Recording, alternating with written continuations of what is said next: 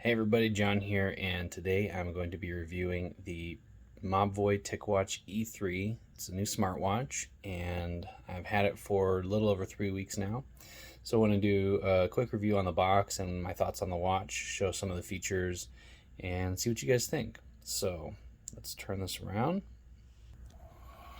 And this is the box that it came in, the TicWatch E3 with Wear OS by Google. This has a Qualcomm Snapdragon Wear 4100 processor. It has 1 gig of RAM and 8 gigs of ROM. So you can download some apps and different things onto the watch. This does have a built-in speaker and mic. You can use NFC Google Pay.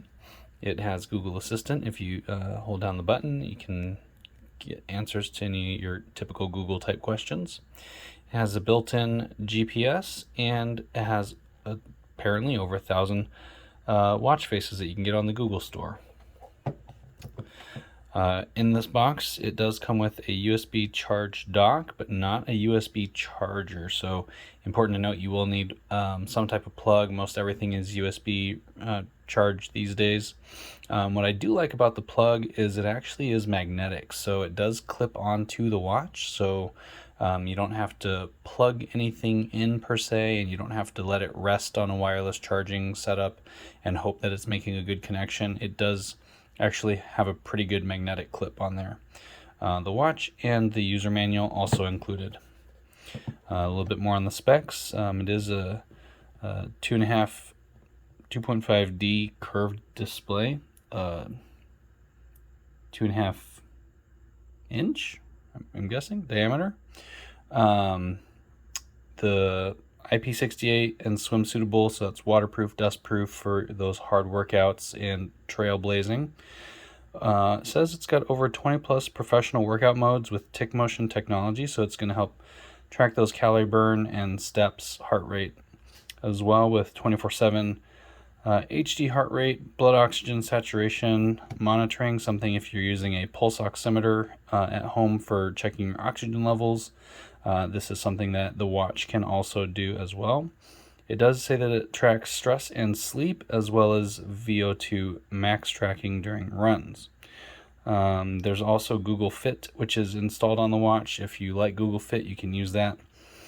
I did try out this TicWatch software myself for these past 3 weeks. So, and of course your typical barcode and stuff on the back. So this is the initial face that comes preloaded on the watch. You can see it has the date, calorie burn, battery charge, and heart rate. And is that heart? Steps. Sorry, not calories, steps. If you're burning 23,000 calories in a day, that is a ton. Those are steps. So my watch is here. So I've changed the face, and you can still see some of the pertinent data there. That's one of the over 1,000 faces that's available on the watch.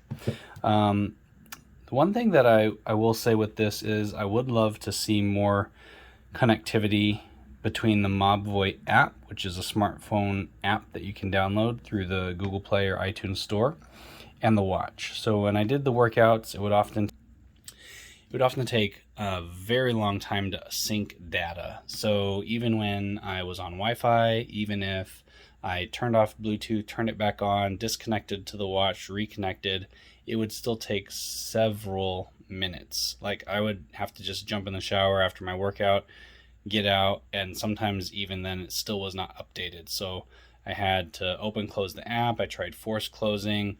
I tried restarting the watch. I had to do a lot of things. Sometimes it was fast, but very rarely over these past 3 weeks was it ever fast. So syncing that data, especially when you're trying to do a late night workout after I put the kids to bed, and then finally get a chance to come out to my hot and sweaty garage with all my workout gear and do a 20-minute workout, and then try to get it to sync so I could post and have that date timestamp be relevant for the challenge. The 21-day high intensity interval training challenge is actually part of what I got the watch for, and for this review that we're talking about, basically doing 21 days or 3 weeks worth of HIIT workouts at minimum of 20 minutes with a BPM heart rate of 130 or more, and posting to Twitter. That was part of the challenge. If you did all that 21 days and you do an unboxing video like this, then you get a full refund on the watch. So this is the last step in order to get that done. I did have a very short video when I first got the watch without much feedback because I had only had it for like a day when I made it. Basically just doing the same thing I just did, looking at the box. But I wanted to do a second video with a little bit more personal experience behind it. In the high intensity interval training, there is a list of about 9 or 10 general high intensity type of workouts. Not all of them are high intensity. Obviously, some are going to be like planks, which is a good exercise. It's important to build your core, back strength, all that jazz. But when you're doing planks, your heart rate is not up. It's not a high intensity. It's more of a, hold isometric type of exercise. Some of the other things like high knees, burpees, jumping jacks, those are all good for keeping your heart rate up and maintaining in that target range of 130 plus. But then some of them, reverse crunches. It's a good exercise. It's not the best for high intensity unless you're superhuman and you're just knocking them out like 3 every second. Your heart rate is not going to be up at that level. So unless you're probably a high performance professional athlete, reverse crunches is not keeping your heart rate up over 130 for the average person.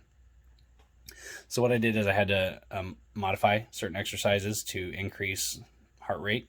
So with planks, I would do leg lifts, arm lifts. I would do side planks with dips, but none of that is an option in the list. It just says planks. There's also no way to modify at the time of this recording any of your presets. So you can save the order of your exercises and the duration, do jumping jacks for 30 seconds and then pause for 30 seconds. Do burpees for 30 seconds, pause for 30 seconds. And then at the end of the set, you can have a cool down period of the same 30 seconds. You can increase it to a minute, whatever you think is appropriate and safe for you in your workout, ideally. So in the phone app, it does track your steps, your workout time, any of the workouts you do. So if you do indoor cycling, like I have a spin cycle in the house, I can do that for 20 minutes and it'll track my heart rate. It'll show in my exercise history log. But, for these high intensity workouts, it doesn't show what exercises did you do. It shows it on the watch face when you complete the exercise, but it doesn't let you alter it. Maybe you want the same sequence of exercises, but you want to increase duration. Instead of creating a whole new preset and trying to figure out what that order of events is, you should be able to go on the phone and just increase by 10 seconds or increase by 15 seconds and keep the same preset but modify it. There should be a way to add modifiers within those exercises. So for one example, there's one of my presets, I think it's number 4 or something, where I have a group in there called other, and that's one at the very bottom of the list. You can put in other, but it doesn't let you type in as an edit of what that specifically is, because maybe in one exercise my other is ice skate, side to side jumping or lunges, doing that lateral movement back and forth, or maybe I'm doing lunges with a medicine ball or kettlebell, and I'm doing this kind of exercise. That's not anything that's in there. I used the other, but from day to day, maybe I'm on the road in a hotel for work. Their gym is limited, and so I have to make changes to what that other is. It's not always the same thing. Or maybe honestly, it's been like 4 or 5 days since I used that preset because I tried variations in different categories to spice things up, keep things interesting or different. I ended up with like 9 or 10 different presets all together. I might have forgot what I wanted to put in that other for that one specific set. So, you know, having the ability to type that in and not have to put a list on my phone of, okay, preset 2 is jumping jacks, burpees, planks, and then going back to high knees, jump squats, and then other. I have no idea what that other was. So coming up with things on the fly is okay for me because I have a background in exercise and physical therapy. So, you know, for the other people out there who do not have experience with regular routine exercise or personal training or physical therapy or anything like that, you know, maybe they're harder pressed to find something to recall when they don't remember what that other was. Then maybe they had a really good idea, but then, you know, it's been a few days. Or maybe they want to try something different. So maybe you should have that ability to go in and edit it. Yes, I want to keep the jumping jacks, burpees, planks, high knees. And then for that other category, today I'm choosing to do something different. But the watch only reads as other. So that was a big holdup for me in terms of the high intensity interval training specifically.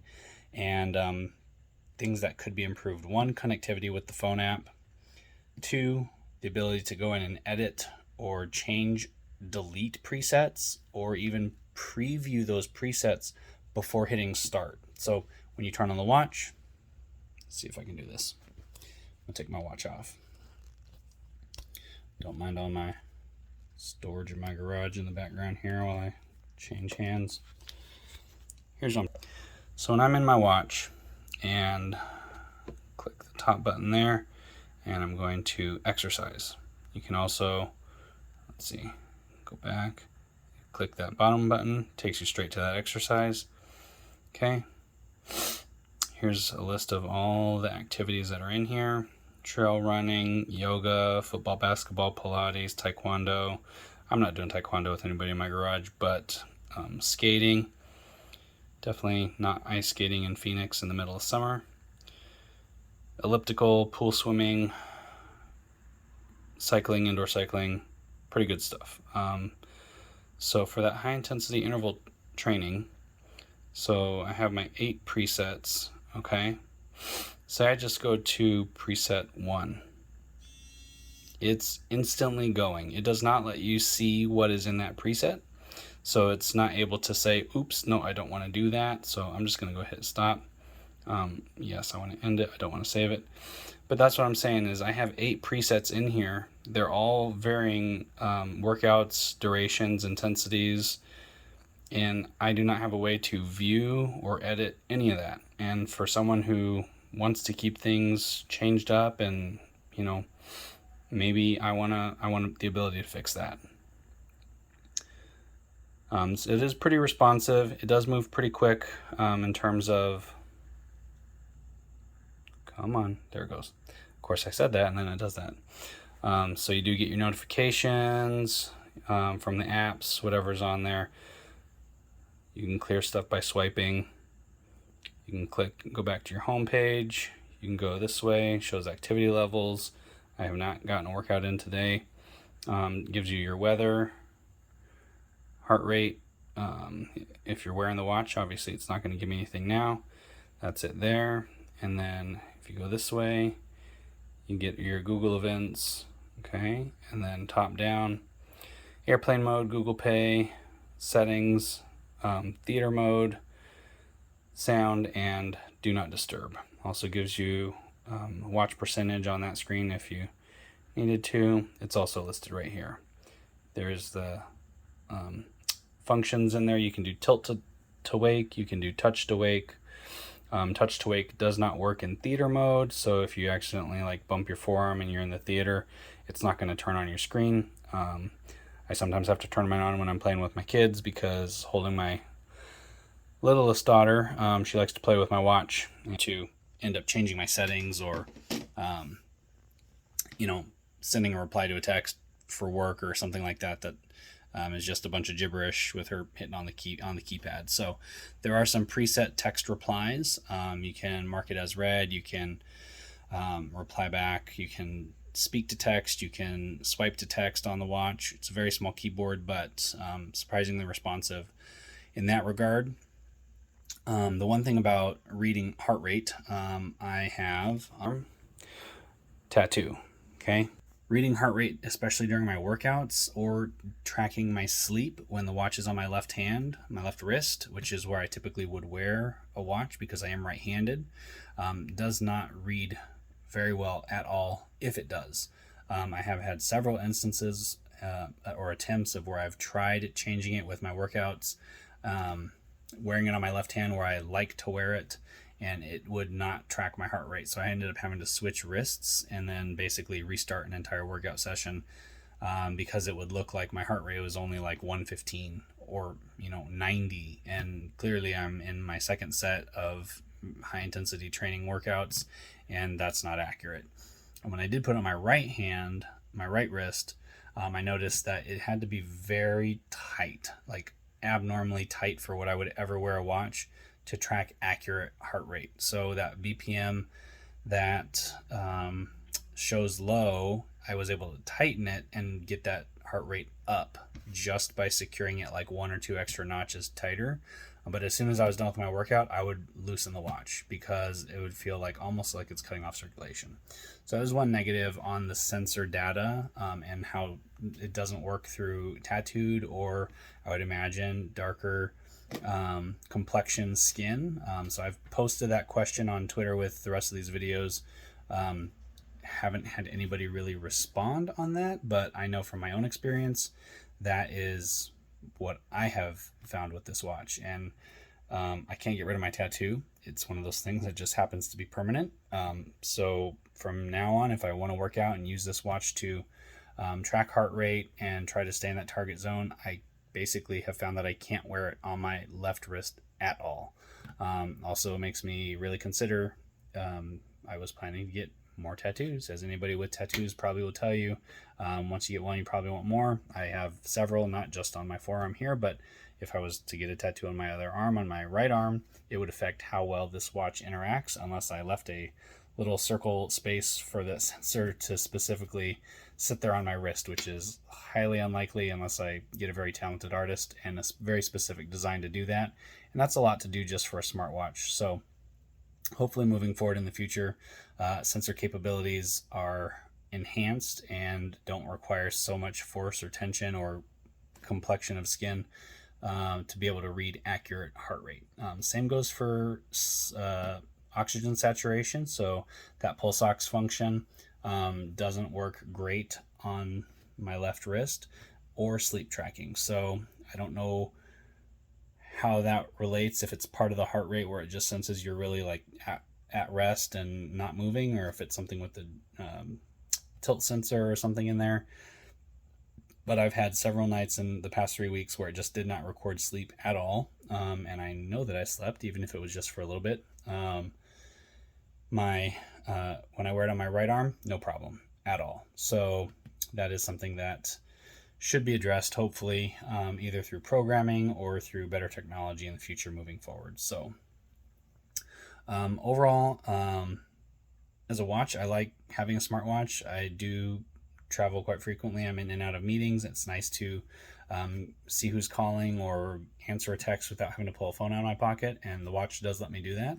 I think most watches nowadays you can do that. Smartwatches you can do that with. So what sets this one apart, the processor speed, that Snapdragon 4100 processor platform, it does make it most of the time more responsive.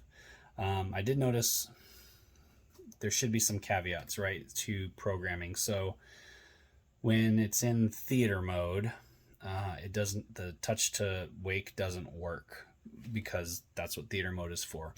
If the watch is in theater mode and you enter a high intensity interval training workout session, that should override the theater mode function. So then you're trying to tilt the screen or touch the screen, it's not working, so you end up having to click a button, wait for it to load up the screen and see where your timer's at.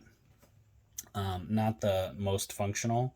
When I was doing my spin cycle, I noticed that I had theater mode on, and it was regularly keeping the screen on and active, and it would wake even with tilt. So for some reason with indoor cycling, it works for your benefit, but when you're doing high intensity interval training, it didn't work the same. The always on screen function converts the screen to like a grayscale and the timer lags. So I posted a video of this maybe, I think it was like 2 weeks ago at this point, where I was just getting really frustrated and trying everything. When you're only doing an exercise for 30 seconds and then, or 45 seconds, and then you're trying to rest and then get to the next exercise, that timer has to be visible and accurate and not have a delay, so that you can be, honest and accountable and consistent with your workouts. So having an always on full color active display during a workout session should definitely be an option. I mean, nobody's going to be working out 23 hours a day consistently. So if somebody enters an exercise mode, that screen should be consistent, especially if you're using an active timer. If you're something like doing laps in a pool, I mean, you're probably focusing more on your stroke and you're not looking at the watch per se, because you're doing a more long-term exercise. Or if you're doing a jog or a run, you're doing something for a long duration, so you don't need that very specific second counting timer.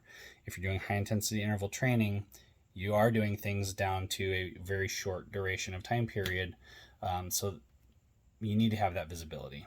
Okay. What else can I say about this watch is sometimes the time zones don't sync, even though it is connected Bluetooth to my watch. I have traveled and posted pictures of this too, or videos of this with my watch data, where I would go to Houston for work, come back to Phoenix, where it's 2 hours behind, and the data in the app when I posted to my Twitter feed for these exercises said that it was like 1:30 in the morning when I posted, instead of 11:30 at night the day prior. So something also to consider is just making sure that the data and the date and time zones syncs. I think that's important, especially when you're trying to record something that is regularly, every day doing this challenge, having to post and be by a certain timestamp. But on the watch face, it said it was 11:30 or 10:30, whatever the time was. And then on the app, when I posted it, it was off. So I'm not a programmer. I'm not a coder. Like, I play video games. That's about as close as it gets to anything. So, I'm not sure what the fix is for that, or if Mobvoi is capable of looking into those things. They have not addressed directly any of my tweets concerning any of the issues that I've spoken to in this video or in previous videos. But that is, yet to be seen. So obviously I'm going to keep the watch. It does work for my day-to-day functions for the most part. It does require some specific changes to the settings to be an efficient workout watch. For right now, if I was to just keep doing the high intensity interval training, which I will, probably not every day. That is one thing I know about working in the field that I come from with physical therapy and exercise, is it's not all about the high intensity interval training.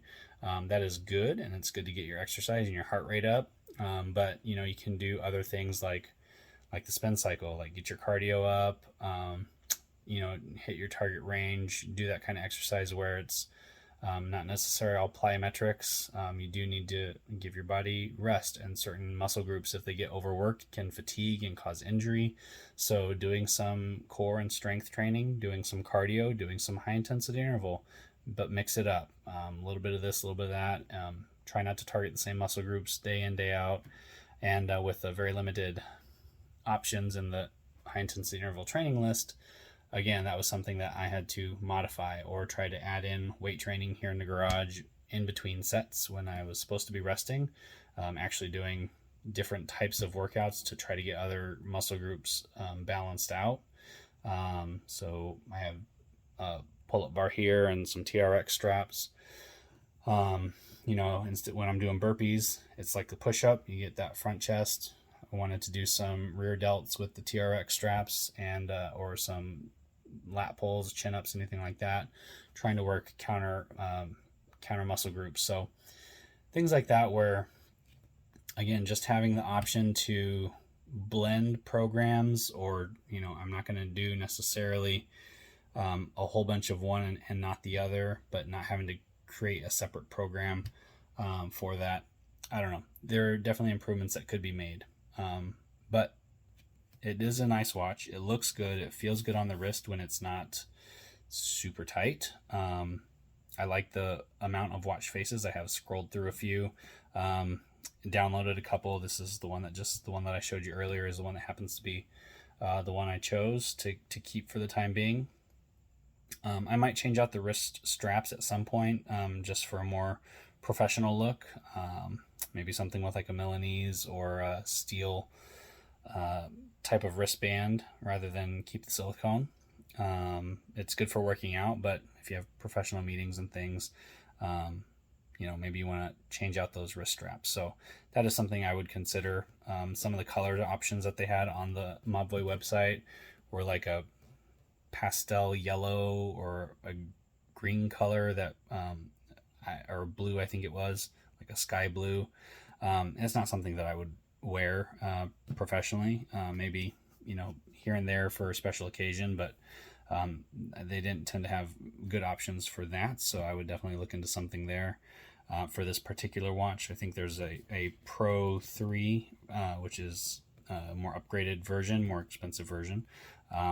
They might have some different wrist straps, but for the E3 specifically, not too many options. So that is my review of the watch for the past 3 weeks. Like I said, I'm going to keep it. I'm definitely going to continue working out with it, but changing things up. Have to be aware of your settings when you put it in to workout mode. The touch to wake and tilt to wake, if they're both turned on, it does obviously drain the battery faster, but it's something that can improve your workout sessions. I think there are some updates that could be done, or patchwork programming that could be done by Mobvoi to increase the productivity and the efficacy of this watch. But it's a good starting point. It's a nice place to have all your information easy accessible on your wrist. One more thing. Connectivity issues. If I have my earbuds, my Bluetooth in, also connected by Bluetooth, the watch is connected by Bluetooth. I'll be driving in my car sometimes, and the Bluetooth to the watch will take over or supersede either my headsets or the car connection. So it sounds like I dropped a call because I'll be having a conversation in mid-sentence. All of a sudden, I can't hear the other person speaking, and it's because they're coming from my wrist, from the watch. So that I really struggle with, especially trying to have, like I said, work-related phone calls and somebody cuts out and I'm sitting there talking to myself, or I think that they stopped talking, and all of a sudden I'll hear this, voice from my wrist, and I'm like, oh, hang on, I got to get you connected back on Bluetooth. Technically they're on Bluetooth, but it's the wrong Bluetooth. So I don't know why the watch tries to take over when there's an active connection with some other speaker or device. That is super frustrating. So Mobvoi, if you stayed tuned this long through the video, that is something else that needs to be addressed, to have the watch take a back seat to any other Bluetooth devices that are connected. That's going to be more user-friendly. I'm not going to drive in my car and talk to my wrist when I have an earpiece or I have the connection to the car set up. So definitely take that into consideration. And I think if those improvements can be made, it's definitely can be an even better watch. So I know this video is long. I had a lot of thoughts to put into it. I hope somebody at Mobvoi actually watches this, and hopefully they're able to put some of these plans into action. So thanks for watching, guys. And if you're new to the channel, I have not posted anything on my YouTube channel for a very long time. I used to do more mobile gaming video updates and things. So feel free to subscribe if you want. I don't post content like I used to, but I may post more workout videos or things with TicWatch, who knows. So stay tuned for that. Thanks for watching, everybody. Have a great night. Until next time. I said that, but one more thing. I know I said one more thing, but now it's really one more thing. There was, I think 2 nights ago or 3 nights ago, I was doing a workout, and I think this is because I had theater mode on. I don't know what the issue was, but it did the little symbol like, hey, it's time to get moving. You've been stagnant for an hour. And I'm like, I'm on my 3rd set of high intensity interval training. So earlier today, I was playing with my kids after I got home from work, and I got a little buzz on my wrist, and it said, "Hey, time to get moving." And I was like, "I am moving." And especially if I am doing high intensity interval training, if it's actively tracking my heart rate and showing the timer on my exercises, you would think that it would know that. So I don't know why that has been happening recently over the past few days, but something else to look into. So, all right, that was my last PS. So for reals this time. Have a good night.